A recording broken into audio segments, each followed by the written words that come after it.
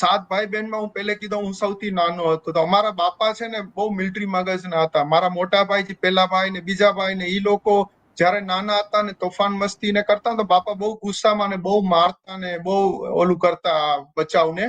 પછી ધીરે ધીરે બીજા બચાવના જન્મ થયા. મારી એક બેન, બીજી બેન, ત્રીજી બેન, પછી ચોથો ભાઈ, પછી મારો જન્મ થયો.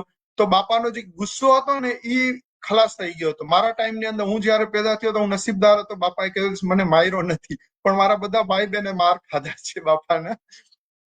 પણ એક ચીજ બાપાજી અમને મોટા ભાઈથી ચાલુ કરીને શીખાડીને બીજા ભાઈઓને શીખાડીને મારા સુધી પહોંચીને આજે અમારા બચાવને અમે શીખાડીએ છીએ સાહેબ. ઈ ચીજ અમારા બાપાએ અમને જે સંસ્કારમાં આપી ને એ આપી ઈમાનદારી.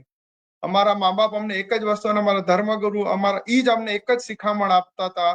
અમારા બધા ભાઈ બહેન પાસે આજે બી જ શિખામણથી બધા ભાઈ બહેન અમે જીવીએ છીએ કે ઈમાનદારી મેં કોમ્પ્રોમાઇઝ ક્યારે તમે નહીં કરતા. ભલે તમારી પાસે ખાવાનું ન હોય, તમે ભૂખા સૂજો, પાણી પીને સૂજો, પણ ક્યાંય ગલત રાસ્તેથી કે ગલત કામ કરીને કે બેઈમાની અપ્રામાણિકતા કરીને કોઈ દિવસ ક્યાંય પણ પૈસા કમાવાનું તમે કોશિશ નહીં કરતા.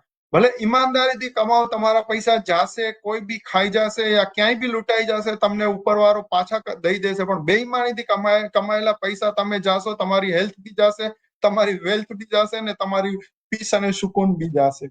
તો આ સંસ્કારને આજ સુધી અમે જાળવી રાખ્યા છીએ અને અમારા બચાવને પણ અમે આજ પાસ કરી રહ્યા છીએ, એ જ શીખાડી રહ્યા છીએ. અને એ જ અમારી લાઈફની સ્ટોરી અમારા બચાવને શેર કરીને કહીએ કે જો તમારા દાદા હતા એની શિખામણ જો અમને આજ ક્યાં સુધી અમને લઈ આવી છે. તો હું સ્ટુડન્ટ્સને પણ રિક્વેસ્ટ કરીશ કે કેટલી બી તમને એમ લાગે, ગમે ઘણી વાર એવી આવતી હોય છે ઓપોર્ચ્યુનિટી કે આવું કામ કરીએ યા આવું કરીએ કે આવું આવા અપ્રામાણિકતા ઉપર આપણે આગળ વધીએ, પણ મહેરબાની કરીને એ શોર્ટ ટર્મ છે, એ તકલીફ વાળો રસ્તો છે અને આગળ તમને બહુ મોટી તકલીફમાંથી અને પ્લસ કે ઈ પૈસો એવો છે ને કે સારા કામમાં આપણને વાપરવાની પણ ઈચ્છા ન થાય. સાહેબ આપણે દુનિયામાં જોઈ રહ્યા છીએ, હું એના ઉપર વધારે ડિટેલમાં નહીં જાઉં,